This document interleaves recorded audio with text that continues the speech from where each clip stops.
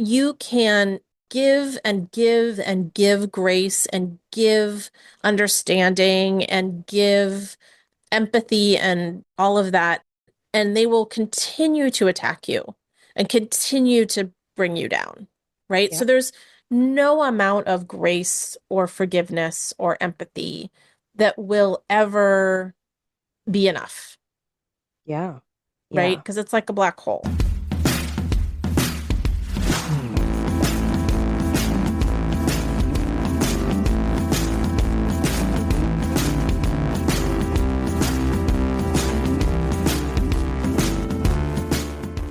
Hello, and welcome to How to Be a Terrible Daughter, the podcast where we hate your awful, awful parents for you.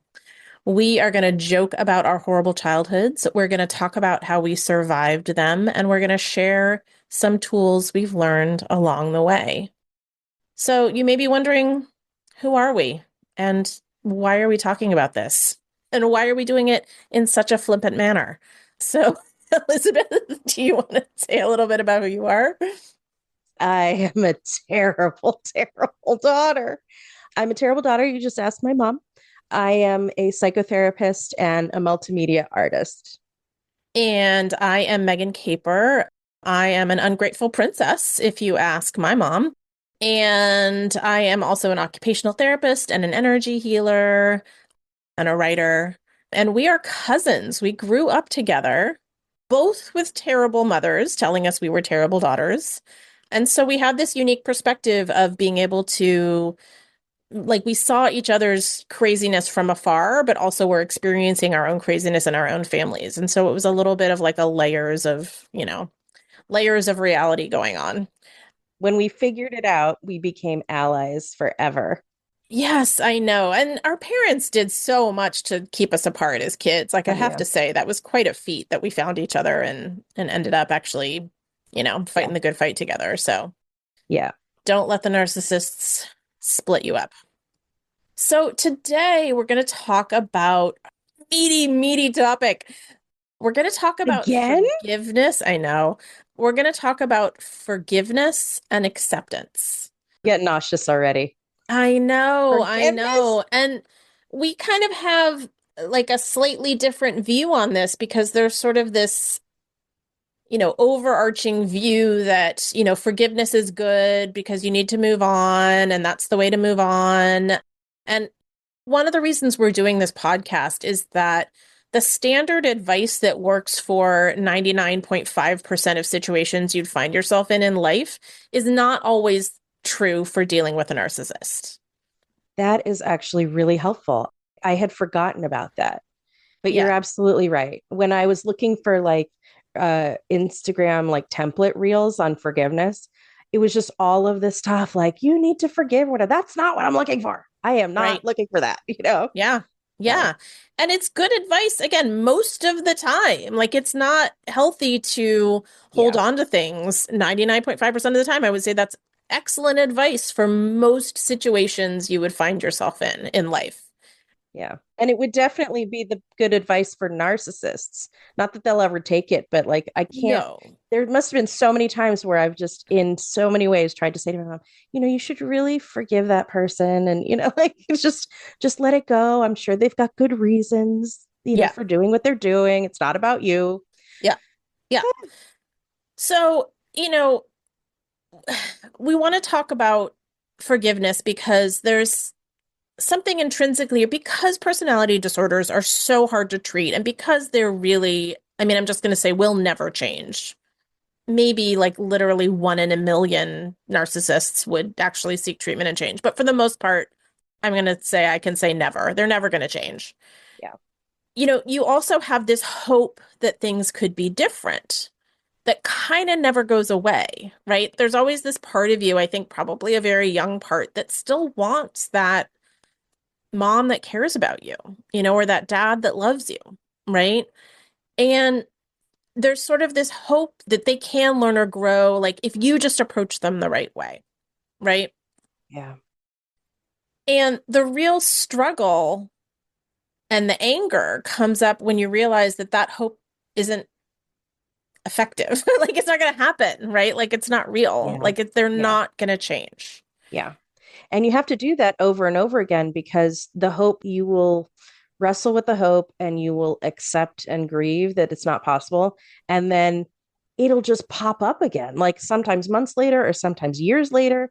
And then it's like, oh no, you got to do it over again, which is like, no, no, no, no. This isn't going to happen. You need to let go of that, you know? Yeah. And, there's also the ongoing damage that happens because when you are in a relationship with a narcissist, especially your parent, you have to, in order to survive and keep going, you have to forgive them over and over and over and over again. Because, like, I don't know how it was in your house, but my mom would do something truly horrible, right? Like, destroy my favorite stuffed animal. And then it would just never be spoken of again. Like it was like it didn't happen. And Yeah. so what was my option other than to move on, you Yeah. know? I was just thinking about how there's a term called a soul object, which is like you have this object that it represents your soul. And that's exactly what she did. And it's one of those things where it's like, if a person is going to casually, the person who's supposed to take care of you, who has all the power over you, destroys casually your soul object, whether in your heart of hearts you forgive, you do it as much as you need to for survival, you Yeah. know? Because of Darvo, the narcissistic abuse victim is constantly being asked to forgive. Because even when you bring up something like, hey, it upset me when you did this, right? It upset me when you destroyed my favorite stuffed animal and threw it away. There's always the DARVO, which is the deny, attack, reverse victim and offender. So it would be something like, well, you did blah, blah, blah, blah, blah. And so I had to do that. And I can't believe you would attack, right? It would always be somehow Right. reversing it so that the narcissist became the victim.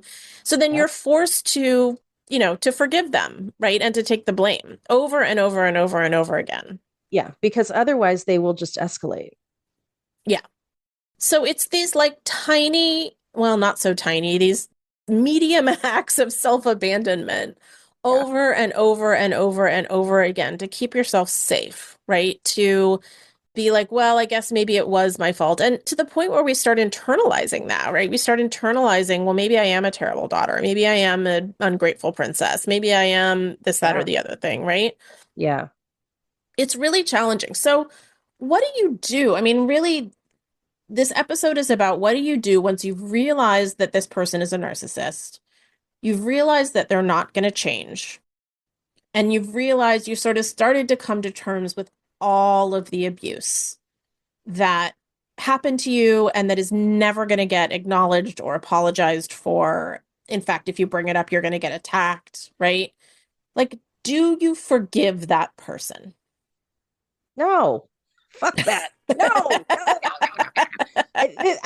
God damn it. The thing that drives me crazy is that people talk about forgiveness like it's a light switch, right? In Mm. fact, I actually had one client that I think I had seen and they had so much trauma. I think I'd seen them like two or three times and then they canceled therapy because they were like, you know what? I was in church and they were telling me about forgiveness and I can't be in therapy and forgive. And I was just like, okay. Mm. Okay. I mean, like, do what you need to do, but I was like, okay.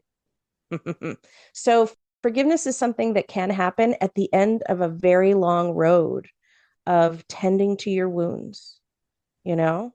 Hmm. It's not something that you should even try to do at the beginning because again, like you do it and do it and do it and do it. The way that like when people ask me about it now, the thing that comes up for me is I did. I did forgive. I forgave and forgave and I have no more forgiveness left. I gave it all up front. Now I'm empty, you know. So no, I'm not going to forgive.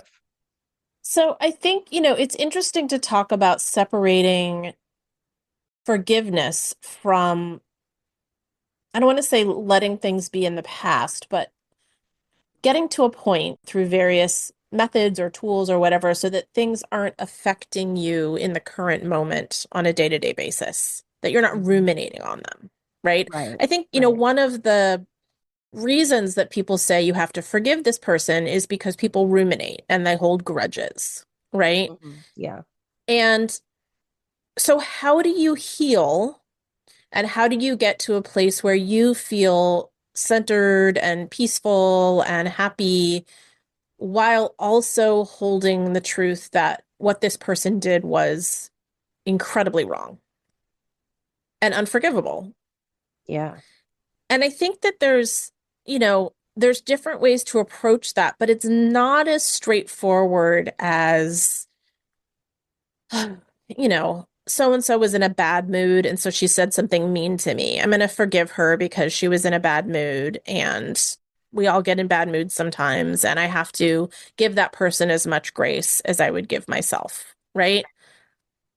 But that's not the case with narcissists. You can give and give and give grace and give understanding and give empathy and all of that, and they will continue to attack you and continue to bring you down, right? Yeah. So there's no amount of grace or forgiveness or empathy that will ever be enough, Yeah.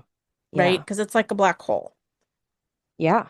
It's like the damage happened a really long time ago, way before you ever showed up. And you can't heal this. You can't heal it for them. And no Yeah. matter how big your heart is, and no matter how extensive your professional expertise. Am I talking about myself?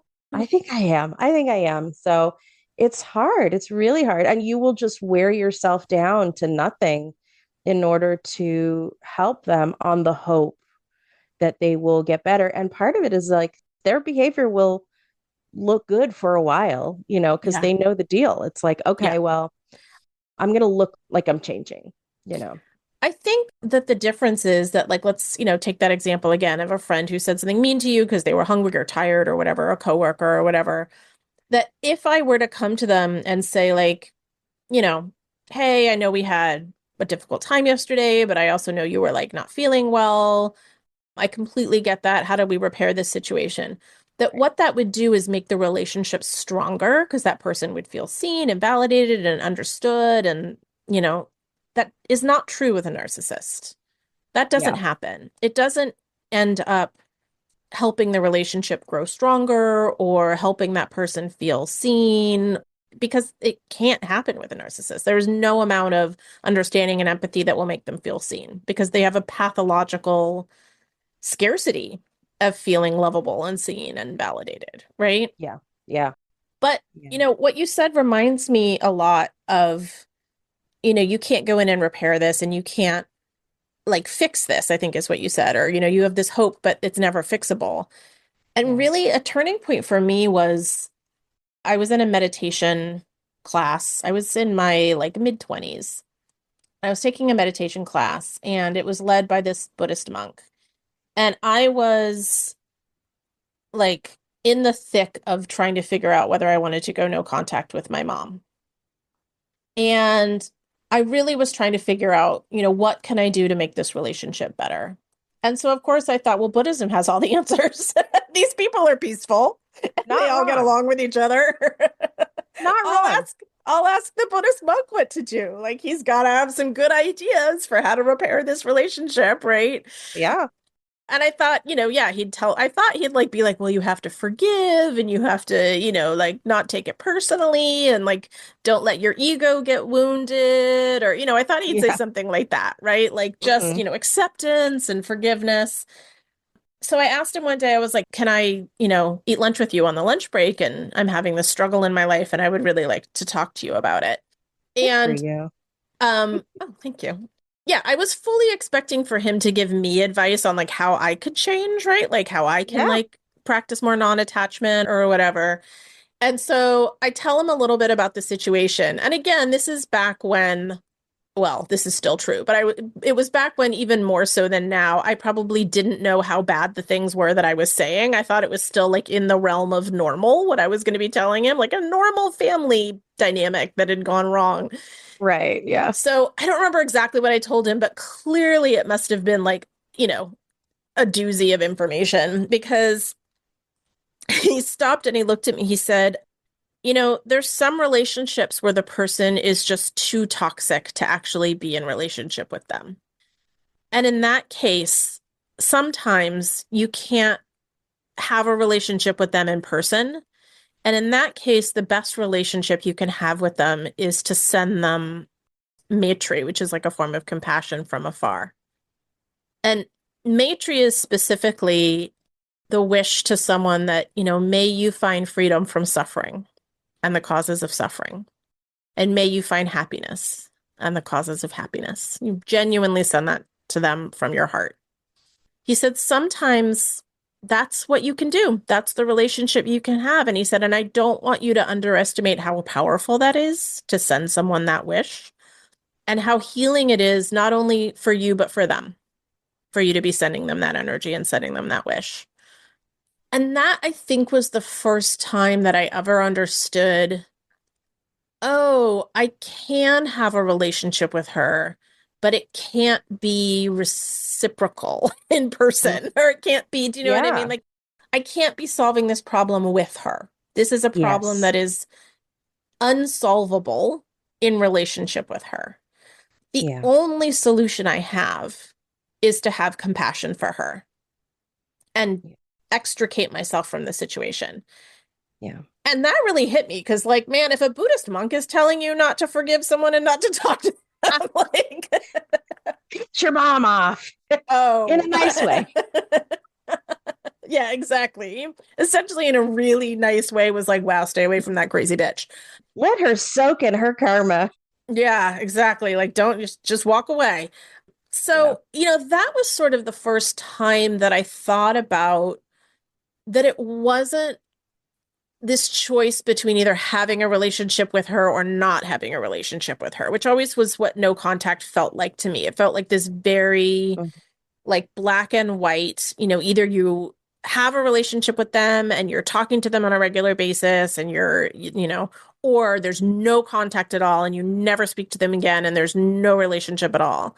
Mm. And this to me felt like a nice, like, okay, this is my mom, regardless of how horrible and cruel she's been to me. I still have that biological drive to want to have some sort of relation, to be attached to your parent, Yeah. right? Like, I think it's just so Sure. hardwired in our DNA. And Yeah. this was a way for me to do that with a sense of, I don't want you to suffer, but I also don't want to be in relationship with you, Yeah. which to Yeah. me felt like forgiveness. Like, it felt like Yeah. forgiveness to me at the time.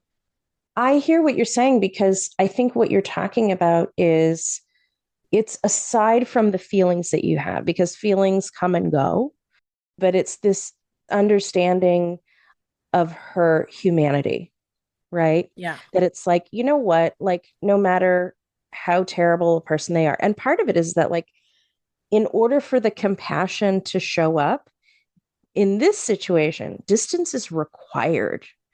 If someone is having a temper tantrum, which actually, to be honest, this is what's happening. But like, let's say a kid's having a temper tantrum and they're like yelling and screaming and they're kicking and whatever. From a couple feet away, you're like, oh, wow, that poor kid, what do they need or whatever. But if you're right there, If you're you're getting feeling the kicked. kicks and the punches and the Yeah. yelling, right? And it's Yeah. like, so it's like, you know what?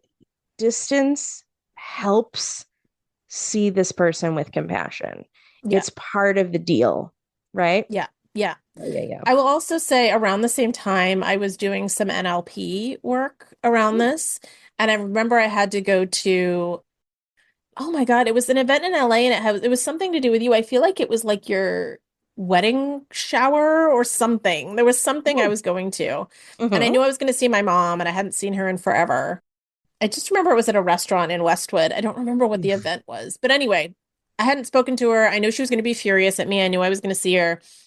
And so I did some NLP work, and one of the sort of cues or triggers that we came up with was, when I saw her, A, I was going to be in this bubble of safety, and B, she was going to be very, very small, like very, very small, and I was barely going to be able to understand her because her voice was going to be like a tiny little person would.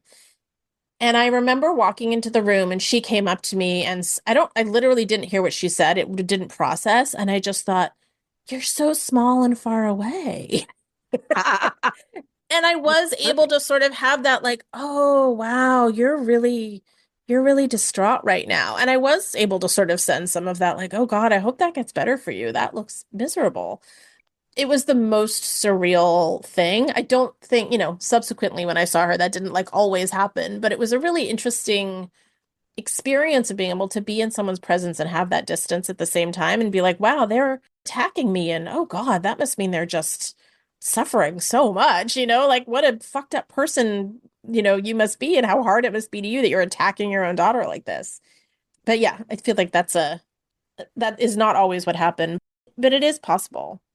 We also talked about that, the fact that I went no contact a couple decades before you did Boy, do I really did, regret my choice.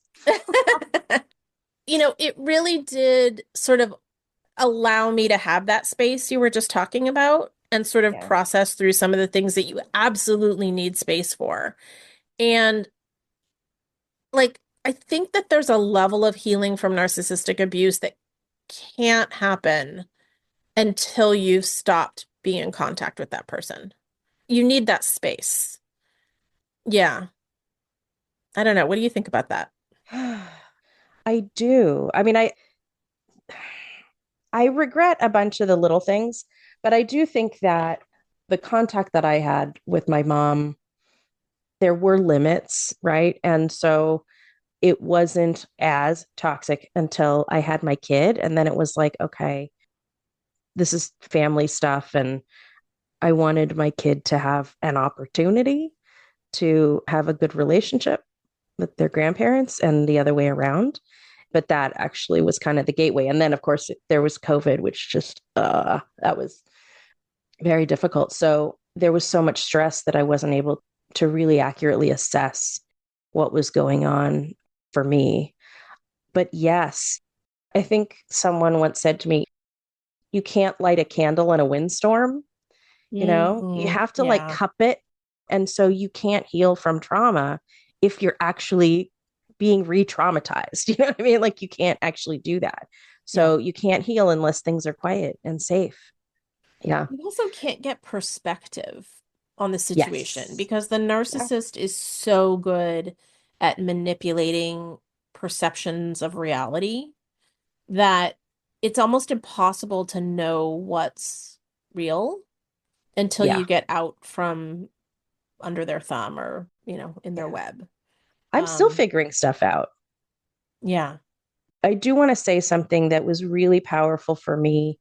I was in my 20s and I found a therapist who specialized in personality disorders and in people in their lives who had personality disorders. And she said to me, she said, you don't ever have to forgive, Hmm. ever. Your work is about healing. If forgiveness comes at some point along with that, that is great, but it is not required. Your healing may require that you not forgive, and that's fine. Yeah. That was a huge relief to hear and really helped me get to the business of healing. And then I feel really grateful that I've been able to say that to my clients over the years. I love the idea that you don't have to work on forgiveness first, right? That Yeah. can come later. Because I think, again, in a lot of normal situations, non-access to situations, Yeah. forgiveness is one of the main steps of moving forward. It's a pretty primary one. But that's just not true when it comes to narcissists, right? Like it doesn't follow the same like steps or No. guidelines No. as any other situation. It's almost like with most situations, you would forgive the person for either not being aware or not knowing something or not being self-aware. And that's just not that's not how it works with the narcissist.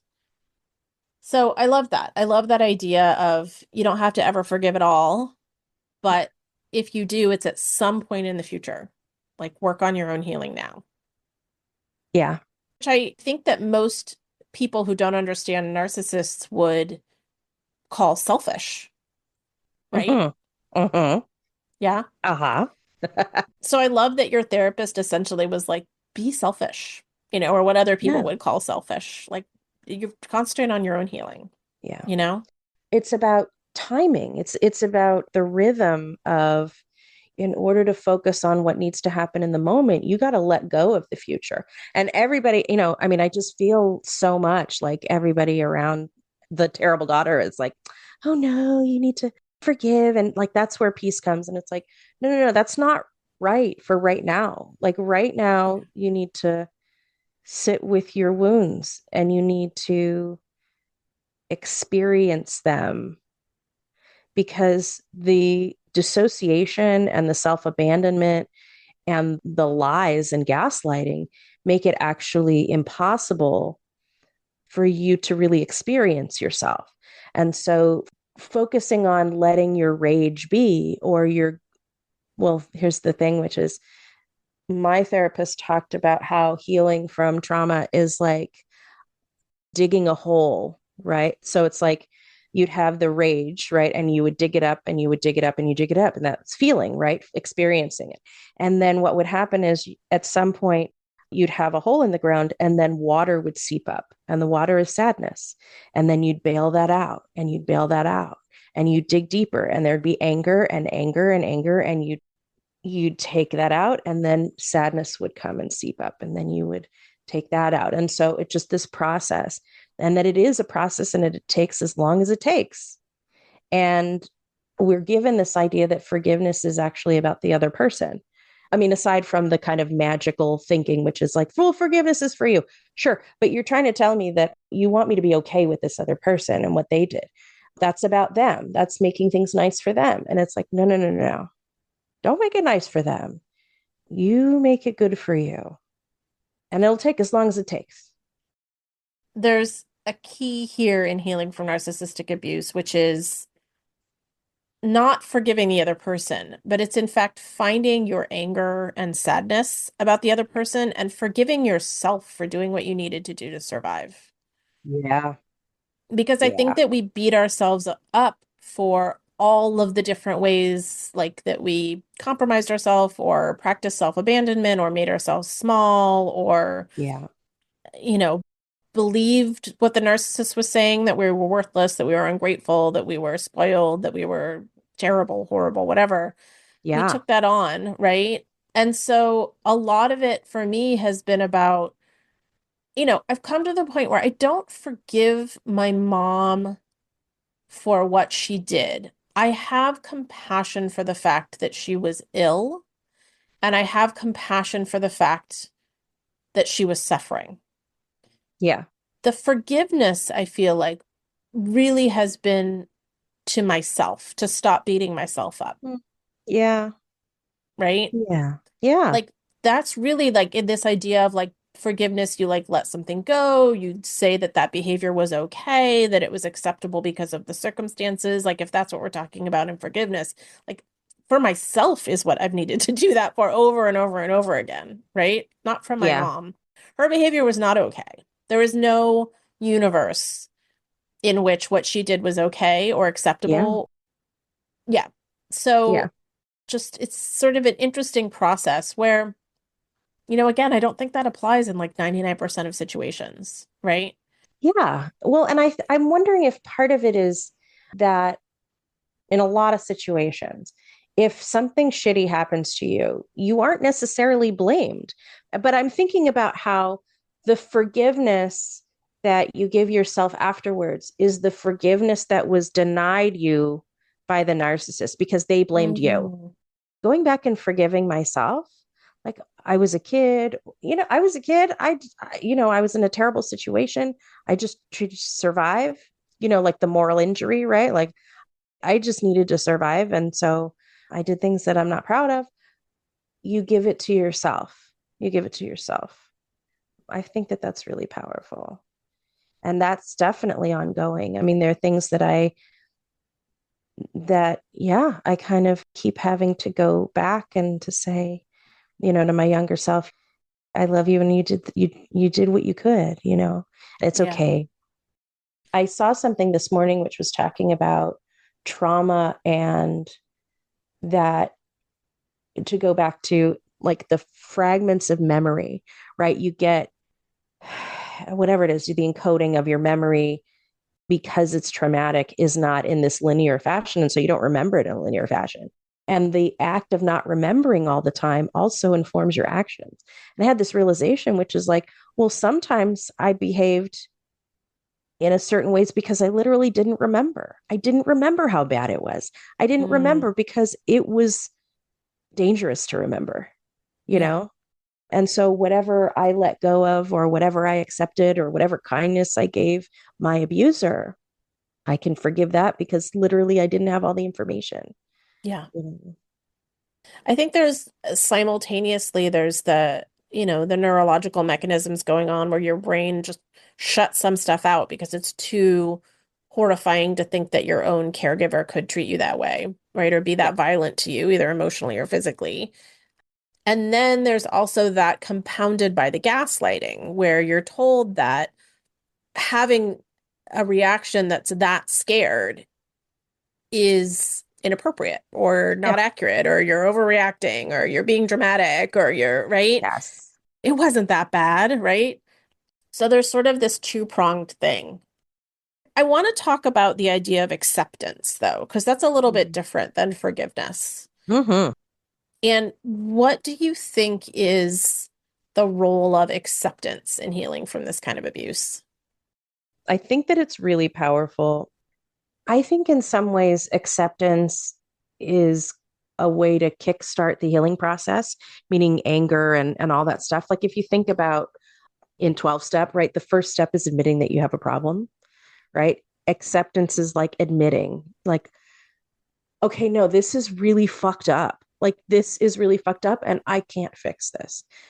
I'm accepting that I can't fix this, and I am accepting that this person is going to continue to do what they do, and that I need to set aside the hope that that's going to change. Mm, And that can get really messy because then once you accept what's happening, you have other decisions to make. I can't live off the hope and I can't live off the shame that it's my fault. You're also talking about acceptance at other stages. no, not necessarily. I mean, I think that there is just different layers of acceptance, but I think that you hit the nail on the head, like a huge one for recovering from narcissistic abuse is accepting that this situation isn't going to change. Because again, that goes against all of the advice we get from like people talking about relationships and how to fix them and, you know, Yeah, conflict and how to like repair conflict or, you know, and, any of those things that there is always this fundamental belief that both parties can learn and grow from the situation. right, And that's not true with narcissists. So the acceptance that this person is, no matter what you try, right? Whether it's like family therapy or nonviolent communication or like radical acceptance or like you name it, anything that works again in 99% of other situations in life is not going to work here, right? That there is nothing you can do to improve this relationship other than leaving it. But that, that, and, there's and nothing you part can of it, do like with right? the person, with the other person, I'll just Yeah, say. you've And done yes, plenty. you've done Yeah, plenty. You've done way more than most reasonable people would do. And so, yeah, I think that that is a huge step, and for anyone out there who's like, do I go no contact? Do I not go no contact? Like, I think that do there it. is, Sorry. well, do it, yeah, but also there is something here that you have to sort of realize, like in your bones. I've tried everything. This is never going to change. This is never going to change. And sure, is there some other thing that I may learn about in 5 years that I could try? Yes, and that still wouldn't make anything change, you know? So there's this weird, like, peace that comes from giving up hope because now it is about my healing. It's not about healing from the relationship. It's about my healing my relationship with myself, Yeah. you know? And part of the problem is that it's not the relationship that's the problem, it's them, Hmm. right? Because you're doing all of this stuff I mean, you're doing whatever it is, like 110%. And so here's the deal. The problem is with them, right? Yeah. And whenever you are trying to help someone, if you are helping more than they are helping themselves, then that is manipulation. You are being manipulated by someone or you are manipulating yourself. So if you are trying to help someone and it's their project, which in this case it absolutely is, right? Because you can tell if you give a maximum of 50%, right? Because 50, I mean, it's their problem, right? And Yeah. then if they're only putting in 3%, you put in 3%, right? Yeah. If you put more than that, even up to 50%, that's still you're manipulating yourself or someone is manipulating you. And so, I mean, even the way that we think about it, right? That this is a relationship, and I'm not saying you, Megan, right? But like this is how we collectively think about it. Well, the problem is the relationship, and I am a part of the relationship, so I need to do the work. No, Yeah. you have very good relationships with other people, right? Yeah. Yeah. Right. So the problem, the common denominator is them. And you've been able to repair challenges in other relationships, Yeah, right? It's not that absolutely. you are some selfish person who's never able to apologize and repair anything within a relationship, right? Right.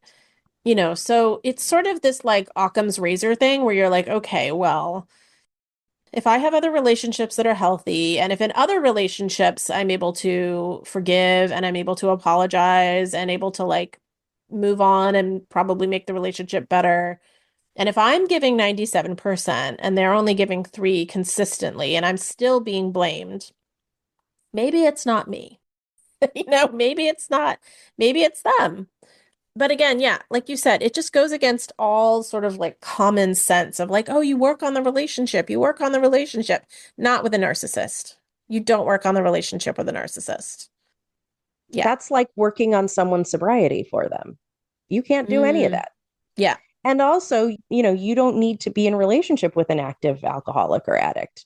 You know what I mean? They need to go and do their work and they don't get to be with you necessarily or have contact with you even until they have a good amount of sobriety under their belt. And even then, you don't have to, you know, some bridges are burnt and Yeah. that's okay. You know what I realized that was really helpful, which is that people can go and build bridges with other people. Hmm. So I don't have to rebuild a bridge. I am not the only person. They can actually, well, of course, it's not the same for narcissists, but like a regular person, sometimes it's over, but I'm not trying to prevent other people from having relationships with them. And maybe they've learned something. And I remember, I don't think it, well, I think it's a little bit different now that my mom's gone, but when I was in no contact with her, people would just be like, I just feel so bad for her because you're not talking to her. And I was like, feel bad for her. I Yeah. don't. I don't, but okay, feel compassion, feel sorry for her, feel sad. You do that. I'm not going to, but I'm not going to stop anybody else from doing it. And I think that's great. I think that's great that you have the capacity to Yeah. care about her and all that Yeah. stuff. Go ahead, go do it. I think that the tricky thing is when people are like, but I just feel so bad for her. And the implied subtext is, don't you? Right? So I love your response because it's like, great. You're allowed to have your own feelings, and I respect that. And please respect that I'm having my feelings. Yeah. There's that thing of uh, unchecked aggression, right? I think that there's a thing called unchecked compassion. Like if we go to this Buddhist thing, it's like, that's Yeah. great. Unchecked compassion is great. But with narcissists, it is dangerous. Yeah. It's dangerous Well, and because they don't have the heart that you yeah, have. that's why it was so like, I was so gobsmacked when this Buddhist teacher was like, don't talk to her. Yeah. I was like, but Yes. what about compassion? He was like, do that from way over here. And I was like, oh, Yeah. compassion doesn't mean that you have to forgive the person. And yeah, it's such a tricky thing. And yeah, the acts were unforgivable. To me, what I wrestle with, and this is where I think where compassion comes in, is can I sit with the reality that those acts were unforgivable, but the person is forgivable because they were ill? And I still struggle with that. I still struggle with that. I hear that. And I really feel like the thing about that is that it's the cart before the horse. right? Which is like, you know what? It's not about them right now. And it's not about forgiveness right now. Right now, it is about my pain. I'm not going to do what my mom did, which is just vomit all over the designated person, right? Or whatever. It's like, I Right. go to therapy, I talk to my chosen family, I do this. I mean, like, even though Yeah. it's going out into the universe, this is a very specific situation where it is okay for me to say these things, right? Yeah. Yeah. So I'm not out of control, but it is about my pain right now. Yeah. And maybe in the future it won't be. Yeah. What we talked about in terms of that I had been no contact with my mom for over 20 years, and so I'm at a different place. And Yeah. not, just because I am not as freshly wounded, like only because of that, you Yeah. know? And like you said, you can't light a candle in a windstorm, right? Like the windstorm has been over for me for a couple decades. For you, it hasn't been as long. And so the things that I mean, it sort of goes back to like a Maslow's hierarchy of needs type of thing, but you can only really get to certain places when you feel safe. And it takes so long after you've gone no contact from the narcissist Oh, to yeah. actually feel safe. I mean, them Oh, dying helps a lot, but even still, yeah. it's still a process. I'm still working through like layers of feeling safe. Like, oh, I can answer the phone anytime it rings and be sure that it's not either my mom calling from a different number or one of her flying monkeys calling, right? Although that did happen like a year after her death, which is pretty funny. But, I can give out my information, right? Like I can put my phone number and my address down on a form and not have to worry that she'll call the doctor's office or whatever and somehow convince them that I'm her daughter and I'm suicidal and she needs that information to save my life or whatever the, Mhm. shit is she used to pull. So there's Yeah. these like, my point being, there's these like waves of feeling safer and safer and safer that you get the longer you've been no contact and even the longer after they've died that I think allow you to have that space from the storm Yeah. to consider these things a little bit more. I mean, spaciously. I know I keep using the word space, but like No, it it's really does true. make a difference to have some space and some time. Mhm. All Um, right, let's do our mini crazy mom off. all right. Do you want to go first or should I go first? I'll go first. I'm really curious about yours, though. Okay. Okay. So, in between Rosh Hashanah and Yom Kippur, which is the New Year and the Day of Atonement, supposedly the book of life is open and it's still being written, what the next year has in store. And there's a custom of going to the people in your life and asking forgiveness for whatever happened during the year. And I can understand societally how that would be really helpful, right? And here's the thing. So every year I would get a call from my mother and Eric would, and I mean my mother-in-law would, and blah blah blah blah. Now here's the thing, which is she would say, and it took me a while to figure this out. She'd say, "Well, this is the time of forgiveness, So if I have done anything, that has upset you or hurt you or bothered you, do you forgive me?" Oh, So Jesus. she's not, Almost so like she's not even. non-apology, Yes, apology. yes, it's not like I am sorry. Like if I Right. did anything, or the master's level one, which is, what, I did this thing and now I feel bad and I want to clear the air with you, right? So it wasn't even like she couldn't even ask for forgiveness. And she couldn't even say, it was like if I did something or what, and it was just like, God damn it. Like Yeah. she isn't even asking. She's just like, will you forgive me? If Or I do you forgive me? hypothetically could possibly do something Yeah.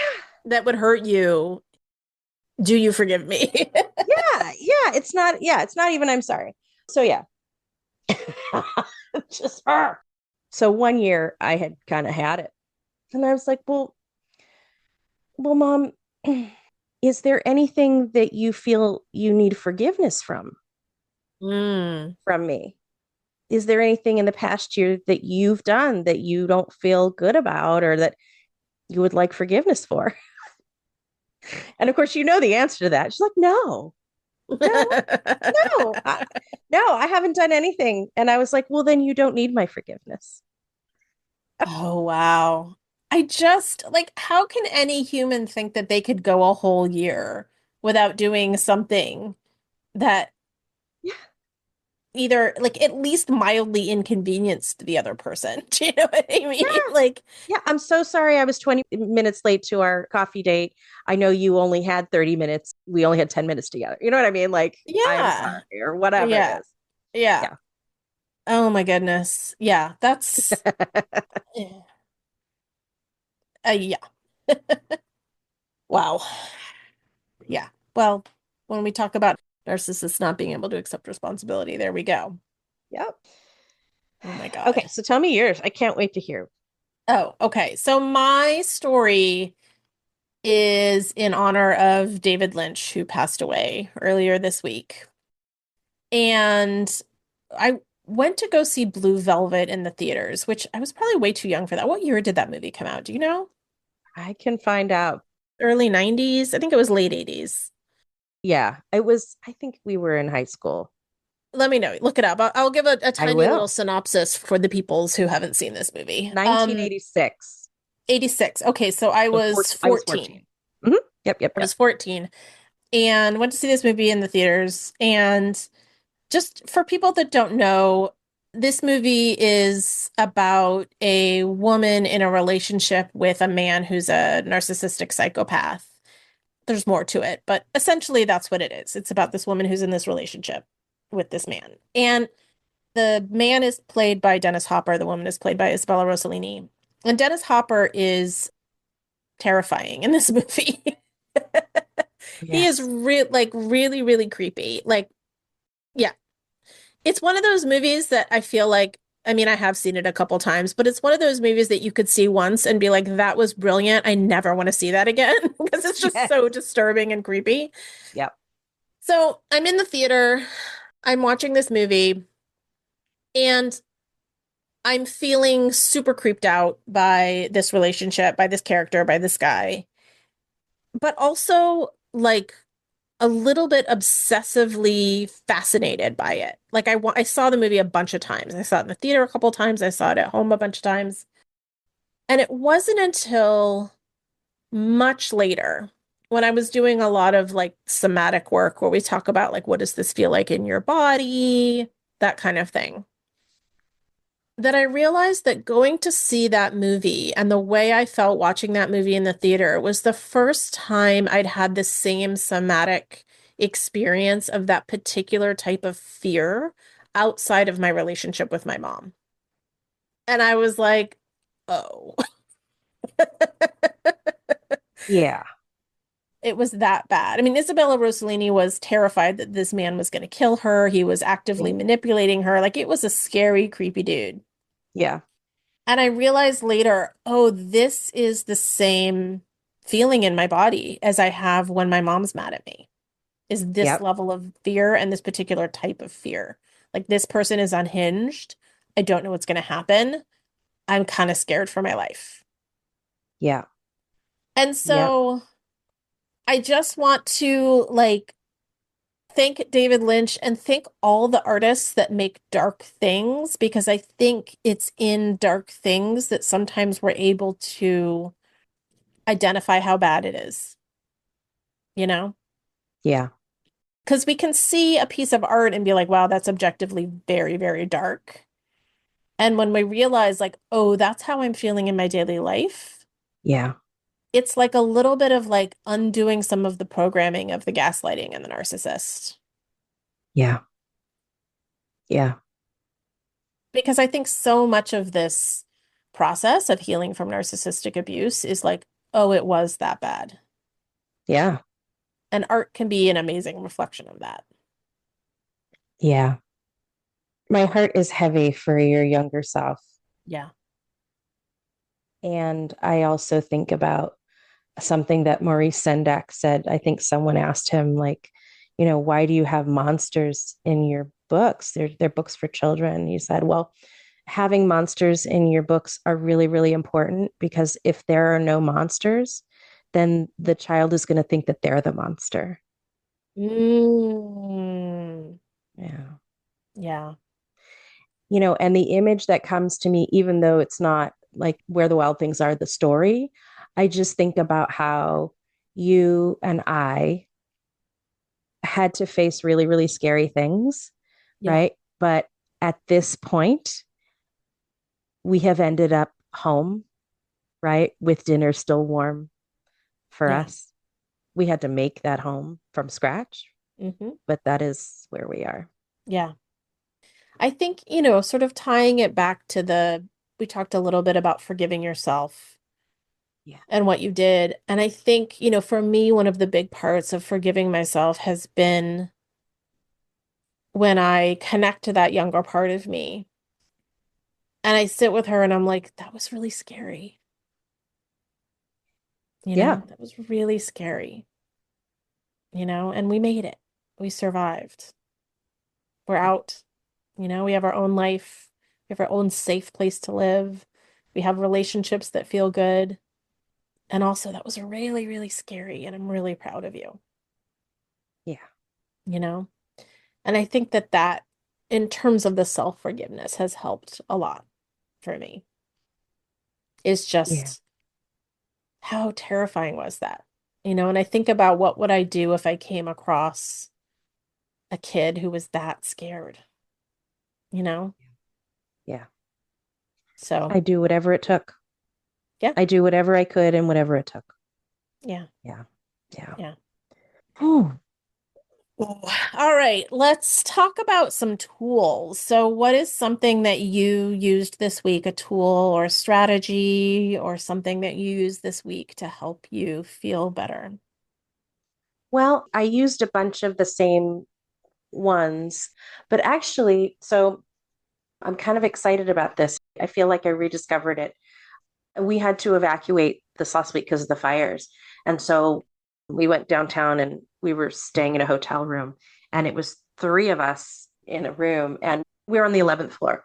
And we got along pretty well, but there were some things like I had some Zoom meetings like in the bathtub and stuff like that. But I looked out at the window one time and it had this beautiful view. And there was a little recess, which was kind of like not a balcony, but like there were curtains. And then there was just like a little spot that was like maybe like 3 or 4 feet. And then the window, which went from, the ceiling to the floor. And I realized there was like this little quiet spot, right? That was hidden. So when the right moment came, I actually went beyond the drapes and I lay down and I had enough room to lay on the floor with my knees up. And I was totally in this private space, which was someplace no one would notice, right? And then I Mhm. had this amazing view and I just luxuriated in the isolation, like the little big world, right? Mhm. And I remember being young and finding those spots. You know how like some Mhm. kids like they'll I go and they'll like, literally used to hide behind the curtains as a kid. I know exactly what you're talking yeah, about. Yeah. yeah, or like sit in the cupboard or like go under the table at a restaurant or whatever. And it was just so great to find this little spot. Yeah. I love that. A couple years ago when I was working in schools as an OT and I was working with this little boy, this autistic little boy, and I got one of those like kid-size pop-up tents and I just put it in the back of the classroom, like in as quiet and far away of a spot as I could. And the deal was just that, like, if he needed to go back there and go in his tent, he could. And he could still hear what was going on in class, right? But it was exactly that feeling. That was exactly what I was trying to cultivate or create, right? It's just this, like, this is your space. This is your safe space. No one could come in. We had a little signal, like, if the flap was down, don't even knock, right? He would put the flap up if he was like okay with someone coming up. That's so great. I think those spaces are so important, like even as adults, to just have those spaces. I live alone, so my whole apartment is that space for me, and I almost can't Hmm. imagine not living alone at this point. Yeah. But yeah, I would definitely like, yeah, I love that. I love those little spaces. It's like a little fort. Yeah. My kid's school, I'm going to brag for a moment. My kid's school has at least one of those little spots in every classroom. Oh, nice. Sometimes Yeah. there's two. Yeah. Yeah. Yeah. You need that. Chill out spots. Yep. I started doing something which I've been wanting to do for years, and I finally signed myself up for a class and I had my first Tai Chi class Ooh. this weekend. I've always thought it was really beautiful, and I always loved sort of the meditative aspect of it. And finally, there's a class that was meeting at a time that I could go. And we spent the first like half of the class just like learning how to shift our weight from one leg to another. And then, once we've completely shifted your weight, sort of gently moving a leg and then turning your whole body and letting that leg just sort of follow your body Mm, and then shifting weight and doing it again. And there was just something so, well, first of all, there was just something so lovely about being in your body and moving so slowly. Because I mm, think not just children of narcissists, although children of narcissists especially, is constantly the like dancing as fast as you can phenomenon. Like, am I being a useful object? Am I being productive? Am I doing enough? Right. yeah. So just this like excuse to just move very slowly. But then also it occurred to me about halfway through the class that, you know, the premise of this is that you shift your weight and then you move your leg. You're Mm, intentionally making it easier on yourself to move your leg. You're taking all the mm, weight off, right? And then you're moving your leg. And if you're trying to move your leg while your weight is on it, it's going to be a lot harder, right? mm. I sort of had this moment of realizing, like, oh, this is such a great metaphor for life. Like, have I made this as easy for myself as possible to do before I undertake it? Mm-hmm. You know? Yeah. It's like a form of self-care in a way, right? So yeah, I'm excited to continue taking the class and see where it goes, but I don't really have a good like movement meditation process. I've never really gotten into yoga or anything like that. And so I feel like this could be a really good moving meditation process for me. Yeah. Let me know how it is. I will. I will. Good. All right. So that is it for today. Thank you so much for listening. We would love to hear from you. Just tell us your stories or ask questions. You can email us at h2bterrible@gmail.com. h2bterrible@gmail.com. We are also available on Instagram. You can also message us there or take a look at our social media content at terrible daughter pod. And so instead of fighting or trying to make the messages that your family has sent you go away or not true, in the spirit of radical acceptance, why don't you just be the villain? You're going to be called horrible or terrible or ungrateful or whatever, no matter what. And if being your authentic self means being the villain in someone's life, well, be the villain. Be the villain. Thank you for listening. We'd be so grateful if you'd follow or subscribe and rate and review our new podcast on your favorite podcast app. Make sure to share it with friends, family, or anyone that you think may benefit from this content. And as a final reminder, you are not the crazy one.